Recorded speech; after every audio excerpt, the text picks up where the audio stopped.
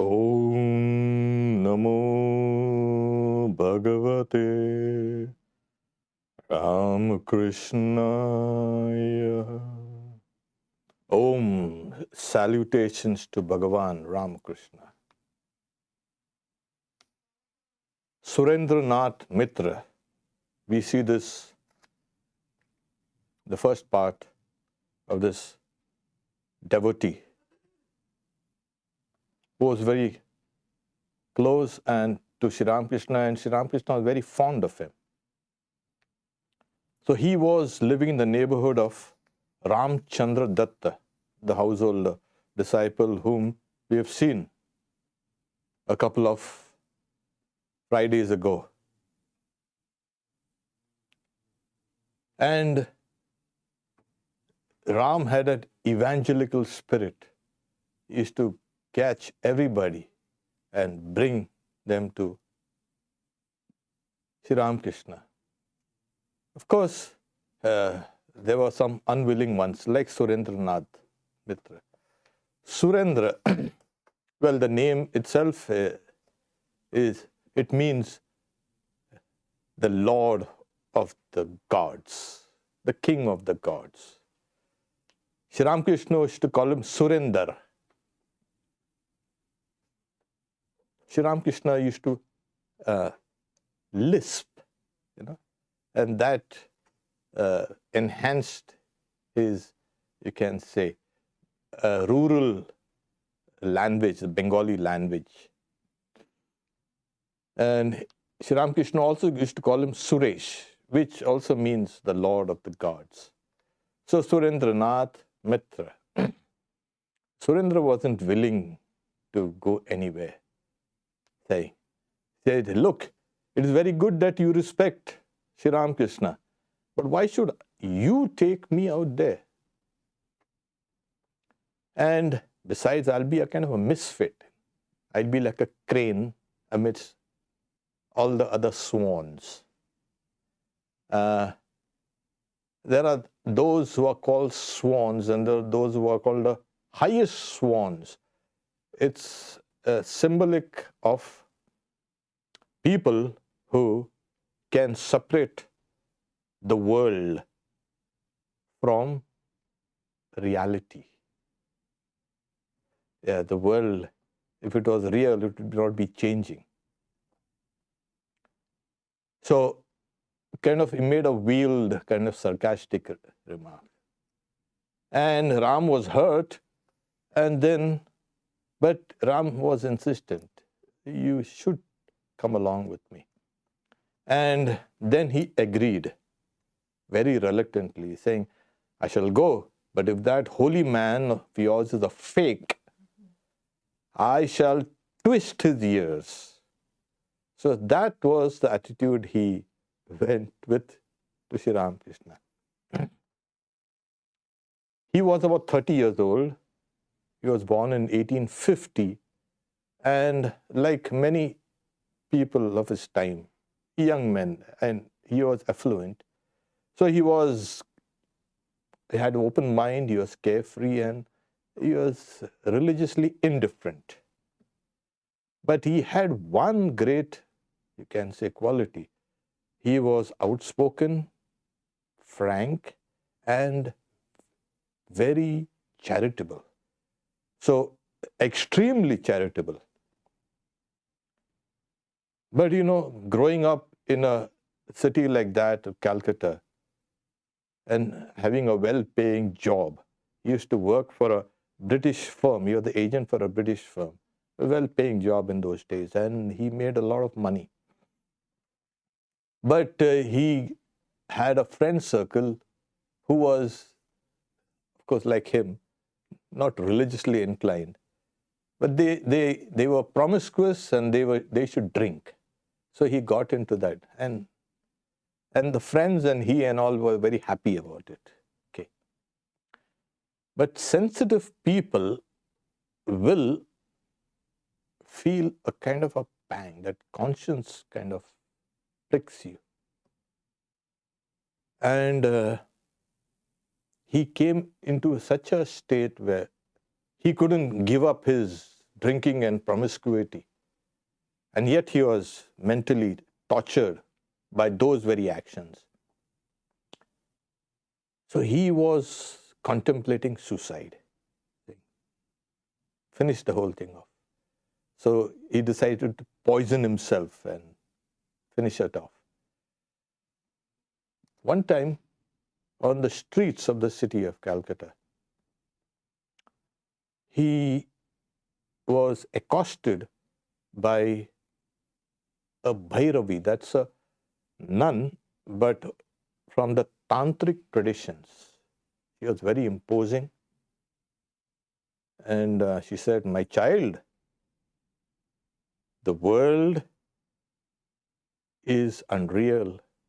God alone is true." And he was stunned. She said these words and he left. She left. And those words itself found some kind of echo in his heart. And that is what fortified him, and that is what made him not take that final step of killing himself. So these words kind of like as if providence itself had come to him in the shape of this nun. God alone is true, and the world and everything else is false. Yeah, for us, God alone is false and the world is true. So it shows how the knowledge is reversed. In the Bhagavad Gita, it's called, we see everything in its opposite nature. Sarvartan viparitansa. So this intelligence is clouded. We have not yet got an experience of something which is true. We are living in this world and taking it for real, yet deep down in our hearts, all of us, we know that this is not going to last forever. And this is constantly transforming itself. So Surendra, now being saved from taking that ultimate step.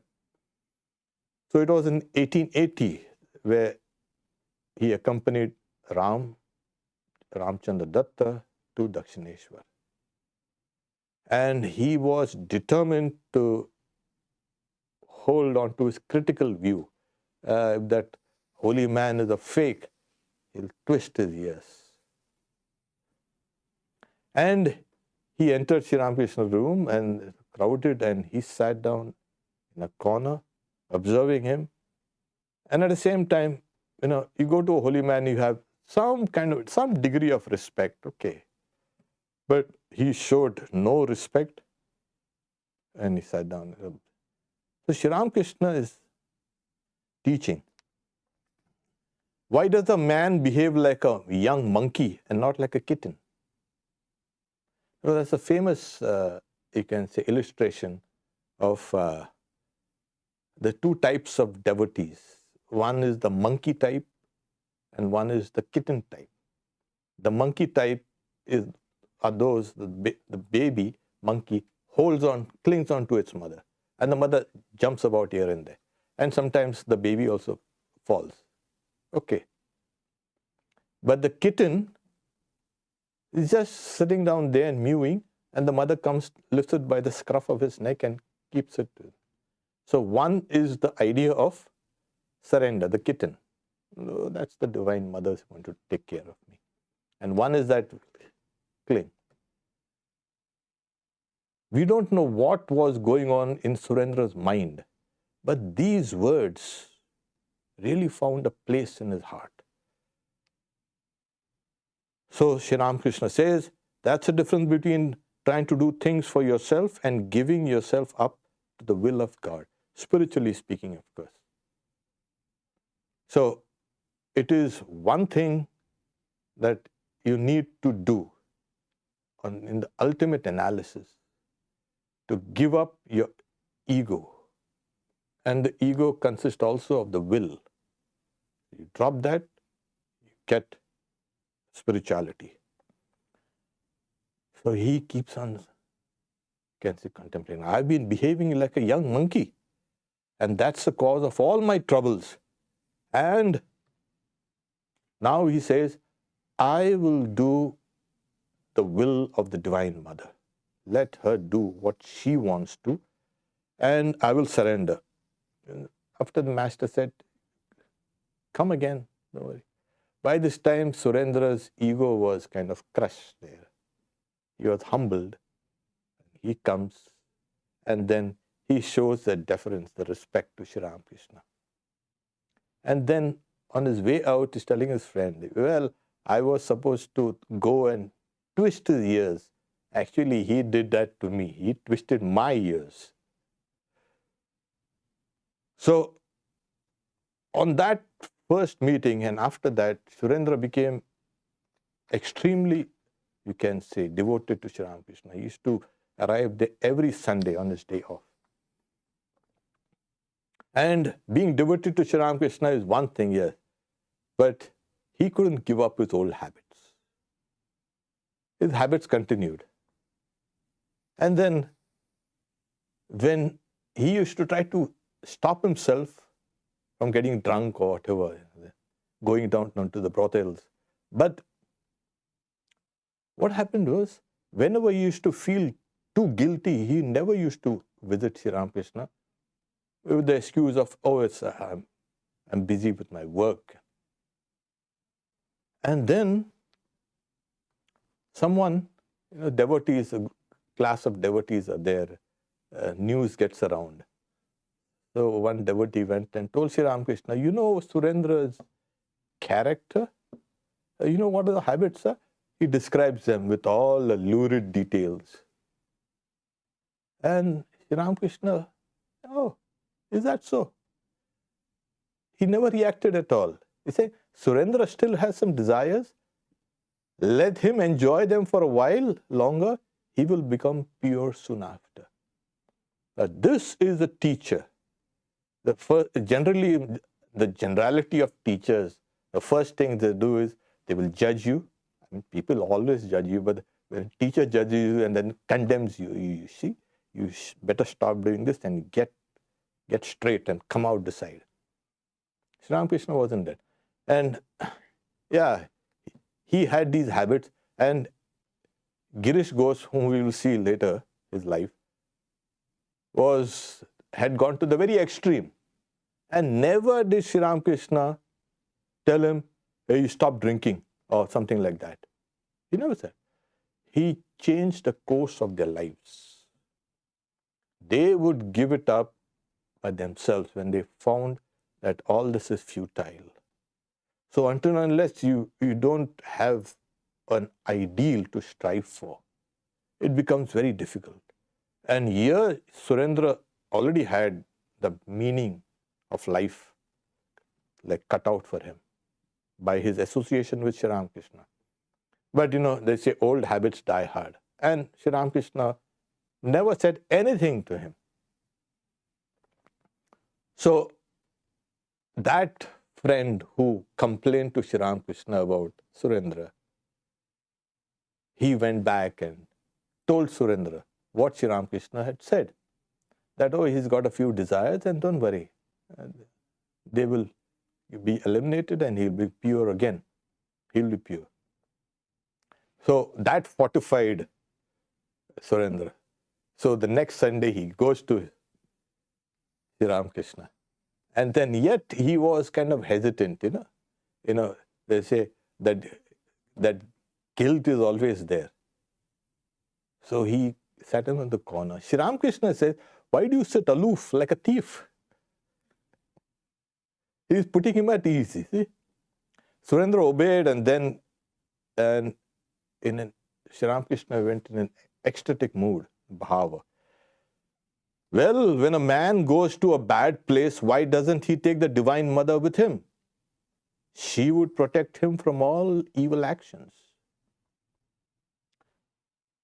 Amongst all the devotees, it was Surendra who understood, because those words are directed to him.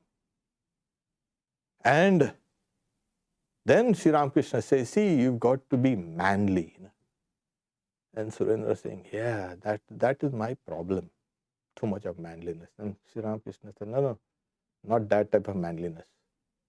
The manliness of that, like of Arjuna, the warrior, who once he gets an ideal, he will hold it like grim death and realize it. He will not do any halfway effort or go to the halfway house. So this itself now again bolstered the confidence of Surendra, and this made him now conscious of his faults, old habits, of course. You're impelled. In the scriptures also saying, Arjuna itself asked, why does a man commit sin? Well, these, you can see, old impressions lying in the mind, they push you towards them, despite all your efforts. So what do? You keep on countering those old impressions and neutralizing them. So this was what Surendra was going through in those days. So he was now devoted to Sri Ramakrishna. What he did was, at home, he installed the Divine Mother as Kali, and he worshipped her with great love. So one day Sri Ramakrishna told Surendra, see, the worshipper of the Divine Mother, they get dharma, religion, moksha, freedom, artha, wealth, and desires. So these are the fourfold, you can say. In the old days, it was this was a scheme. You have to have dharma. You are trained as a young child, and then you take up some employment as a profession, as a work, artha, but do it with the right means. And then you got to enjoy what you have earned and enjoy. And then you finally relinquish everything and then strive for liberation, moksha. So this was the scheme in the old days. And the worshippers of the Divine Mother, they say, oh, don't worry. If you worship the Divine Mother, you'll get all the four, don't worry. You'll get dharma, religion, righteousness, you'll get money, you'll get enjoyments, and you'll get liberation also. So that was, even today, of course, they all believe, oh, the Divine Mother, she'll do everything for me. Why should I bother? And then Sri Ramakrishna looked at him and says, you see, you have both. You have yoga and bhoga, that is enjoyment, experience of pleasure and pain. So it's very rare to have both yoga. Most people, either they have enjoyments or some people have just yoga. But to have both in equal measure, that is something. So after this, once Sri Ramakrishna is building up his confidence, orienting his energies towards an ideal, to a higher goal, now he has begun the worship of Kali, etc. And he used to meditate on Kali. So, as things are progressing, Ramchandra Datta, his good neighbor, he's saying, see, Surendra's got a very bad reputation. And people know him for what he is in Calcutta. Drunkard, he goes to houses of ill fame, etc. And that will reflect badly on Sri Ramakrishna, because they will say, oh, see his disciple or devotee what he is doing. So he tried to convince him. See, you got to give up all these things, and now that you are going to Sri Ramakrishna. Surendra he rebuffed him. He said, listen, because he was the worshipper of the Divine Mother Kali. He says, why are you so bothered about it? The master would certainly warn me if he thought that it was bad for me. He knows all about it. So,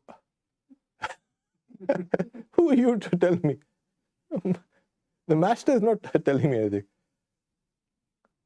So he said, okay, we'll go to Sri Ramakrishna, and if he tells me to stop drinking and everything else, I'll do that. But don't mention it.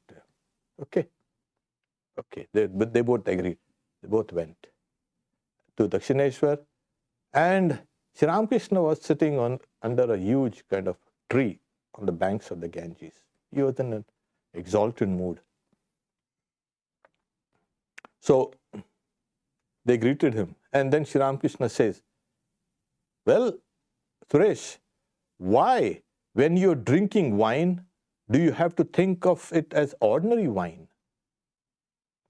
First, offer it to Mother Kali and then drink it as her prasad. Or your mind, and then he says, only you must be careful not to get drunk.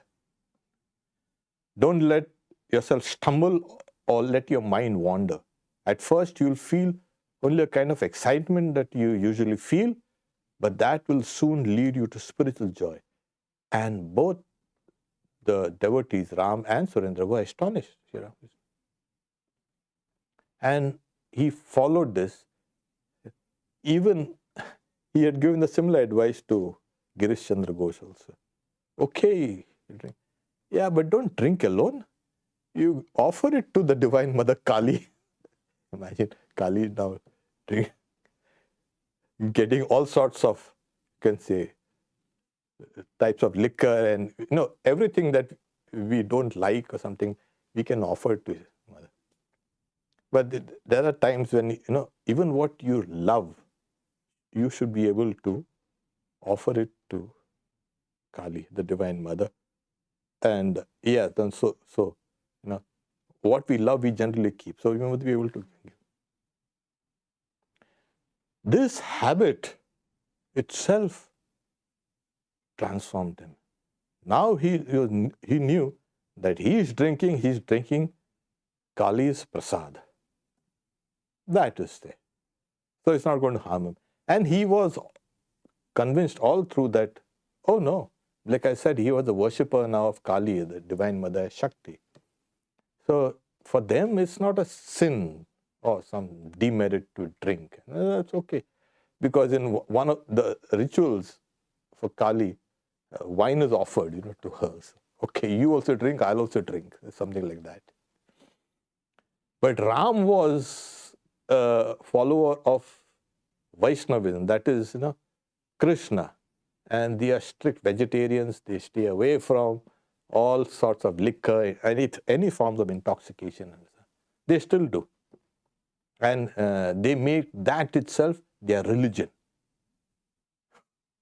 Yeah. Swamiji had said the cooking pot religion. So after this, he never felt inclined to go to, when he went to parties and I'll never drink. He used to drink alone, but like I said, offer it to Kali and then drink it. As this progressed, his devotion to the Divine Mother kept on increasing. And he used to weep in front of the image like a child. Not because of regret, not because of, my conscience is kind of hurting me and this and that. And with the you can say, the crying was like a child. The child cries. It wants to, it's surrendering itself to the mother. And this is how he had become. slowly he started practicing meditation, and he used to get absorbed in meditation. So this is how Sri Ramakrishna's subtle spiritual influence was transforming all his whole life and all the past impressions and etc.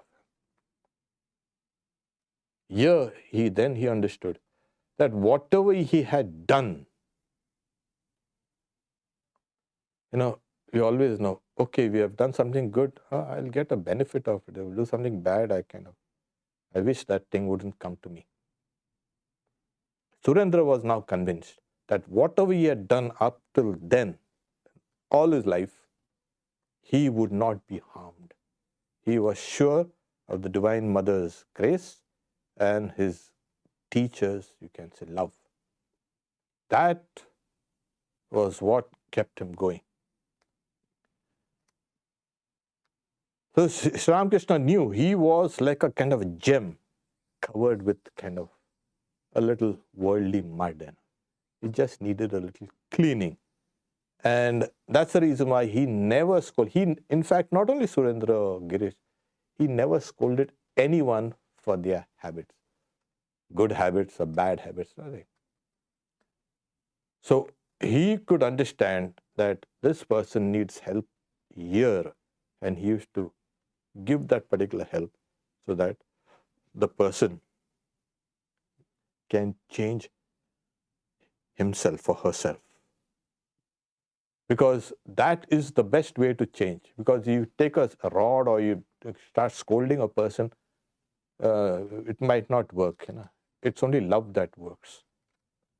And Sri Ramakrishna kept pouring his love and affection for this disciple. In the Gospel of Sri Ramakrishna, the words are, look here, he said, whenever you drink wine, offer it beforehand to the Divine Mother. See that your brain doesn't become clouded and that you don't reel. The more you think of the Divine Mother, the less you will like to drink. The Mother is a giver of bliss of divine inebriation. Realizing her, one feels a natural bliss. And this is what very serious spiritual aspirants also feel. They feel a kind of an intoxication. Sometimes they just want to be quiet. Sometimes they are gregarious and they'll keep on. Sometimes they are just silent in such a way it becomes so profound. What they are doing is there is a joy, there is an inebriation in spiritual disciplines itself. And many people think, oh, spiritual discipline, it's a dry path. Maybe you got to meditate for 10 years and then you'll get some form of experience, and it's a dry 10 years. It's nothing like that. As you begin, after a couple of years, then you start feeling a kind of a lift. And then you get into the flow. And that flow keeps you afloat. It keeps you motivated to go further and further and further and further. And it's during this time, the more inward you go, the more you will experience this kind of joy. And that joy is it's not a joy that, okay, I got something and I'm so joyful, and after a few minutes or a couple of days, it's all over.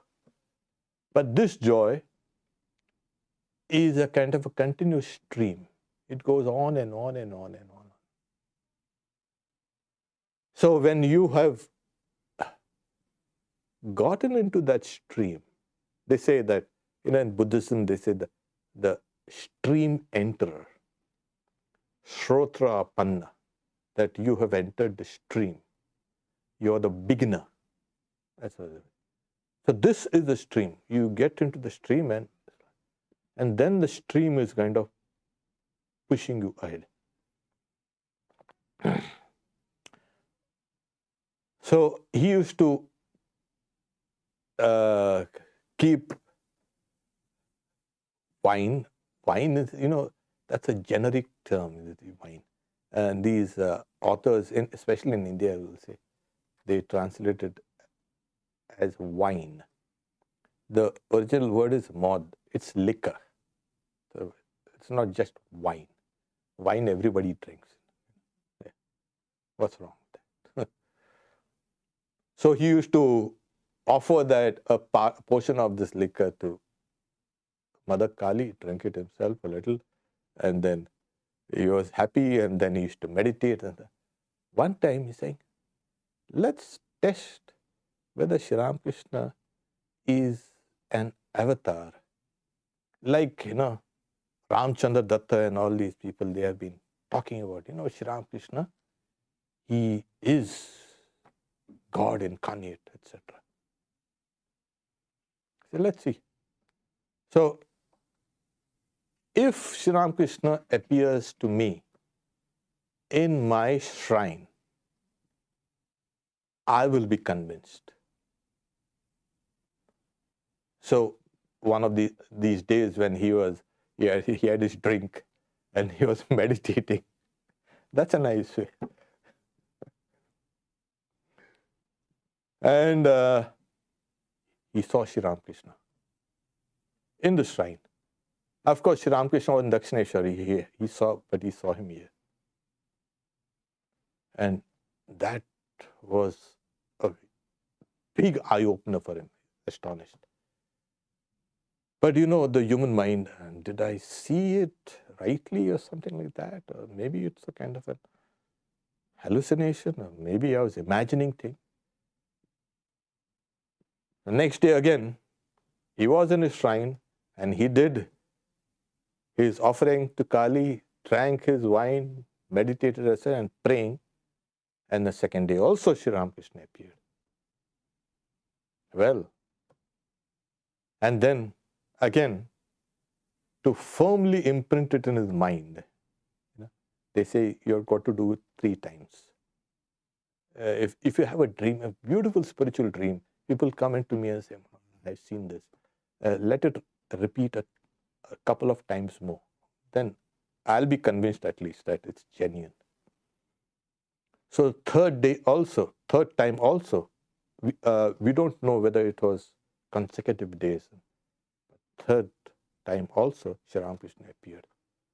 That finally removed all his doubts. So he had a kind of a very respectable and responsible job, and he was diligent in his work. That's the one thing about him. Though his double life was different, but he was diligent in his work. And one day, he just felt like he needed to go to Dakshineshwar. He got into his carriage and reached Dakshineshwar. And he saw Sri Ramakrishna ready to leave in another carriage to Calcutta. So Sri Ramakrishna says, he was surprised. He's saying, I'm going to Calcutta. It is good that you have come. I was anxious about you and I've been thinking about you. And I wanted to see you. That removed the last vestiges of all his resistance. Sri Ramakrishna is thinking about me. And he wanted to see me. He was taking all the trouble from coming. And this is what generally happens in devotion. First, the devotee chases God. God plays hide and seek. And the next stage of devotion comes when God chases the devotee. And so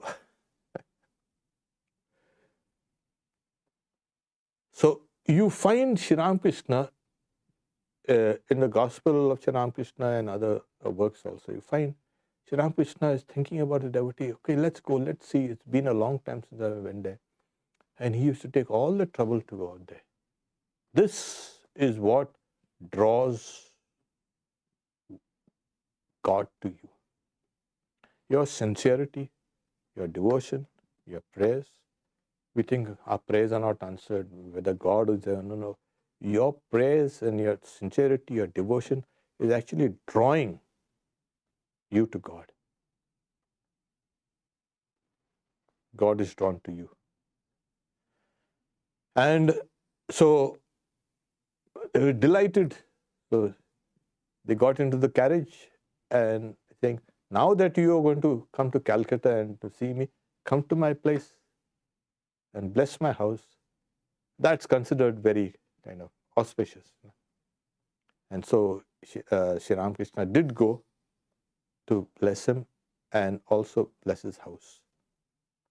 So Sri Ramakrishna, as his spiritual relationship with Sri Ramakrishna grew,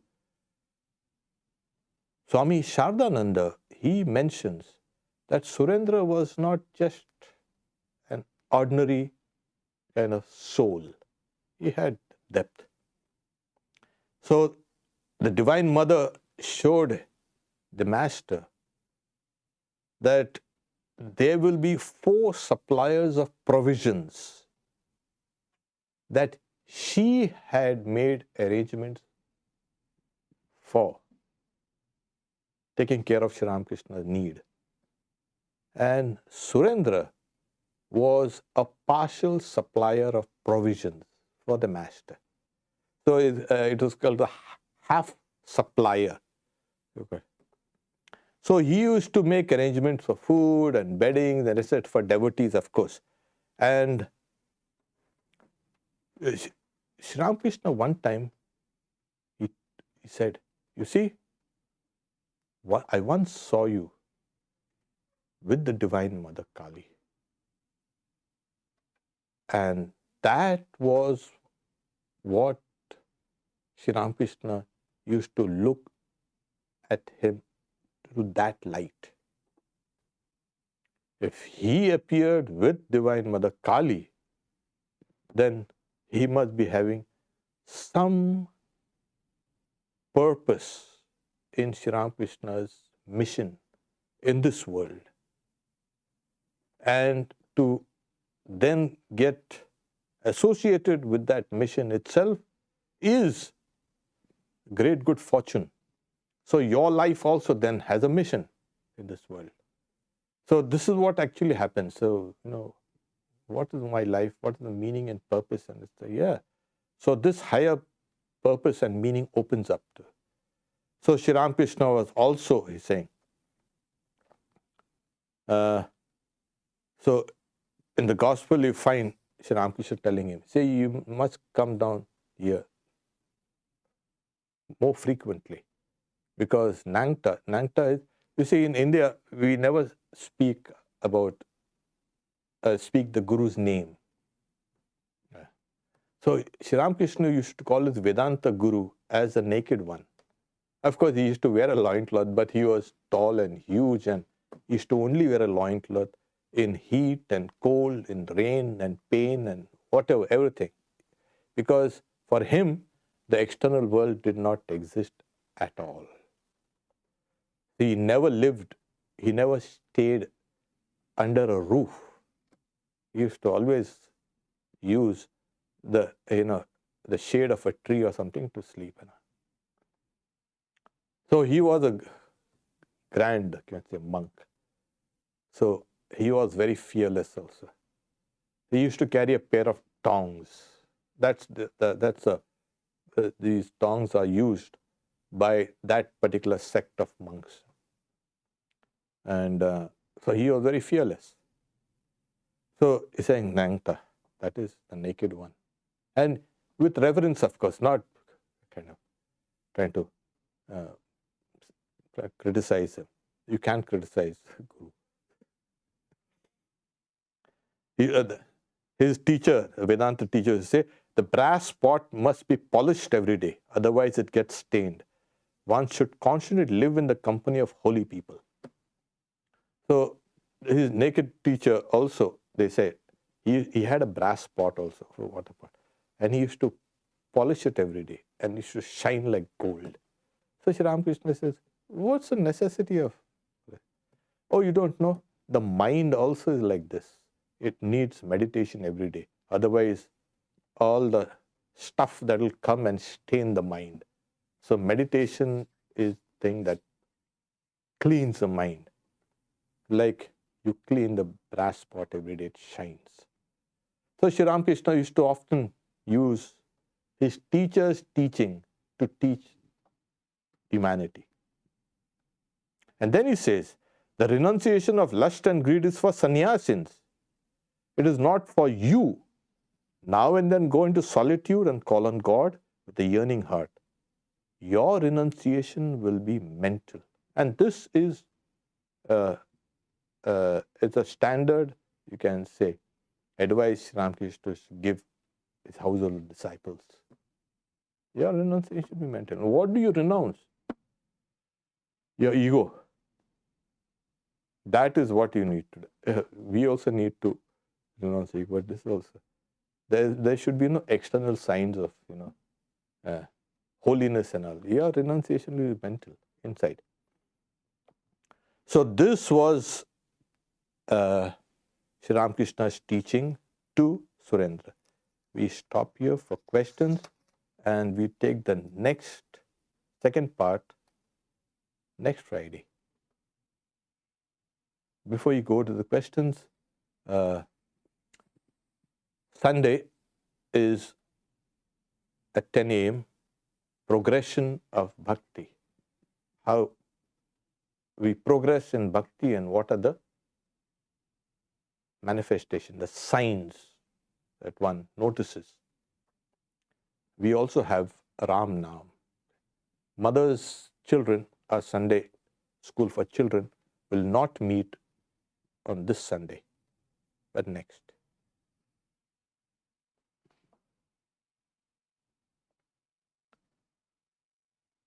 Okay, it's all pranams only.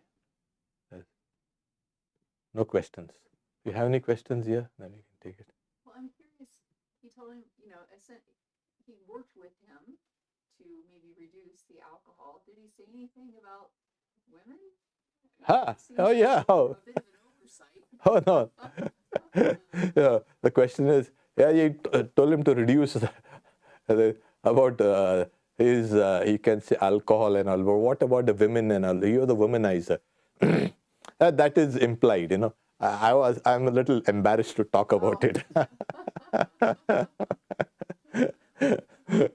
So, and especially after you drink, then, a lot of, you can say abuse, crimes and all happen because of alcohol. All this waywardness. So, I'm not criticizing drinkers. You can keep on drinking, don't worry. So, makes the world go round. But he did, Surendra, then Surendra was married, but he never had children. Yeah, I forgot to mention that. So he was married and he had no children. So that's there. So, yeah. And like I said, Sri Ramakrishna never judged or condemned or berated or never did anything about all these things. This is part of growing up, even spiritually. You slowly kind of overcome all these things. If you continue to be in like that, then you're not yet mature enough. And when you get a teacher like Sri Ramakrishna, who's not going to get transformed? Even a person like Surendra. Girish Ghosh got transformed. He was even a bigger one. Okay. We stop here for today then.